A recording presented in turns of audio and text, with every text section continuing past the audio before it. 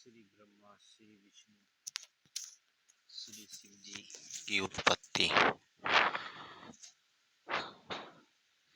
काल ब्रह्म ने प्रकृति दुर्गा से कहा कि अब आप मेरा कौन क्या बिगाड़ेगा, मनमानी करूंगा। प्रकृति ने फिर प्रार्थना की कि आप कुछ शर्म करो, प्रथम तो आप मेरे बड़े भाई हो, क्योंकि उसी पूर्ण परमात्मा कबीर देव की वचन शक्ति से आपकी उत्पत्ति अंडे से हुई है तथा बाद में मेरी उत्पत्ति उसी परमेश्वर के वचन से हुई है।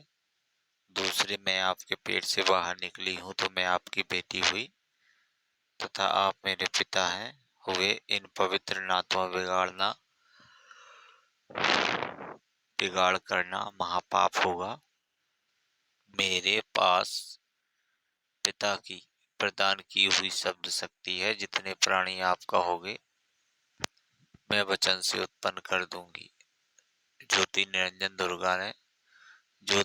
ने दुर्गा की एक भी विनय नहीं सुनी तथा कहा कि मुझे जो सजा मिलनी थी मिल गई, मुझे सतलोक से निष्कासित कर दिया, अब मनमानी करूंगा। यह कहकर काल पुरुष क्षर ब्रह्म ने प्रकृति के साथ जबरदस्ती शादी की तथा तीन पुत्र रजगुण युक्त ब्रह्मा जी, सतगुण विष्णु जी, तमगुण युक्त शिव जी की उत्पत्ति की। जवान होने तक तीनों पुत्रों को दुर्गा के पास द्वारा अचेत करवा देना। फिर युवा होने पर श्री ब्रह्मा जी को कमल के फूल पर, श्री विष्णु जी को शेषनाग की सैया पर तथा शिव जी को कैलाश पर्वत पर सचेत करके इकट्ठा कर देता है। तत्पश्चात प्रकृति दुर्गा ने इन तीनों का विवाह कर दिया जाता है। काल ब्रह्म के आदेश से प्रकृति देवी तीनों एक ब्रह्मांड में तीन लोक, स्वर्गलोक, पातालोक, पृथ्वी लोक में एक एक विभाग के मंत्री प्रभु नियुक्त कर देता है। जैसे श्री ब्रह्मा जी रजगुण विभाग के तथा विष्णु जी को सतगुण विभाग तथा शिव जी को तमगुण विभाग का प्रभु बनाया तथा काल ब्रह्म स्वयं गुप्त ब्रह्मा महाविष्णु महाशिव रूप में मुख्यमंत्री पद को संभालता एक ब्रह्मांड में एक ब्रह्मलोक की रचना की। उसी में तीन गुप्त स्थान बना, एक रजगुण प्रधान स्थान जहाँ पर यह काल ब्रह्म स्वयं ब्रह्मा मुख्यमंत्री रूप में रहता है तथा अपनी पत्नी दुर्गा को महासावित्री रूप में रखता है। इन दोनों के सहयोग से जो पुत्र इस स्थान पर उत्पन्न होता है वह स्वतः ही रजोगुणी बन जाता है।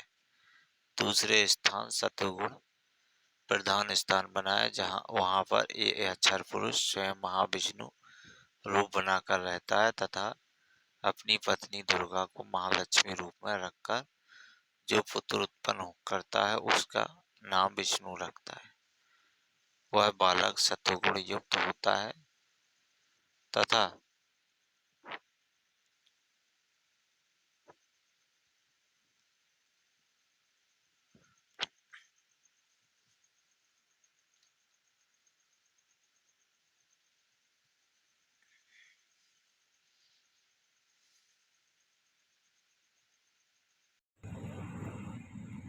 उसी में तीन गुप्त स्थान बनाए हैं। एक रजगुण प्रधान स्थान है जहाँ पर यह ब्रह्मकाल स्वयं महाब्रह्मा मुख्यमंत्री रूप में रहता है तथा अपनी पत्नी दुर्गा को महासावित्री रूप में रखता है।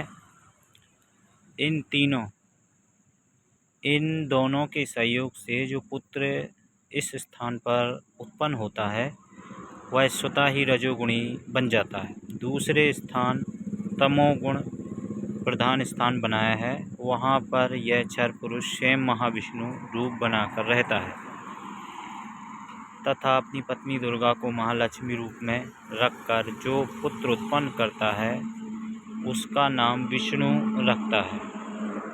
वह बालक सतोगुण युक्त होता है तथा तीसरा, इसी काल ने वहीं पर एक तमोगुण प्रधान क्षेत्र बनाया है उसमें यह स्वयं सदा शिव रूप बनाकर रहता है तथा अपनी पत्नी दुर्गा को महापार्वती रूप में रखता है। इन दोनों के पति पत्नी व्यवहार से जो पुत्र उत्पन्न होता है उसका नाम शिव रख देते हैं तथा तमोगुण युक्त कर देते हैं। प्रमाण के लिए देखें पवित्र श्री शिव महापुराण विद्वेश्वर संहिता पृष्ठ 24-26 में, जिसमें ब्रह्मा विष्णु रुद्र तथा महेश्वर अन्य सदाशिव हैं तथा रुद्र संहिता अध्याय 6 तथा 7-9 पृष्ठ 100 से 105 तथा 110 पर अनुवादकर्ता श्री हनुमान प्रसाद पोदार गीता प्रेस गोरखपुर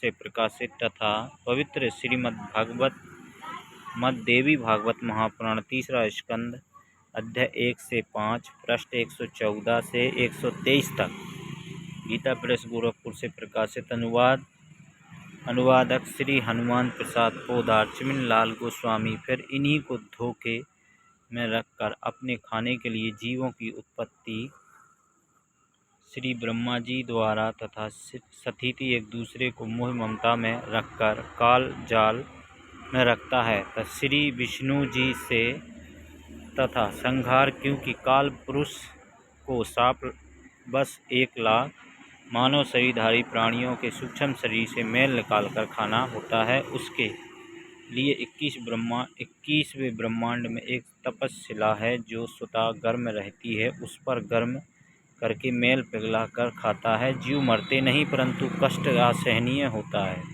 फिर प्राणियों को कर्म आधार पर अन्य शरीर प्रदान करता है। श्री शिव जी द्वारा करवाता है। जैसे किसी मकान में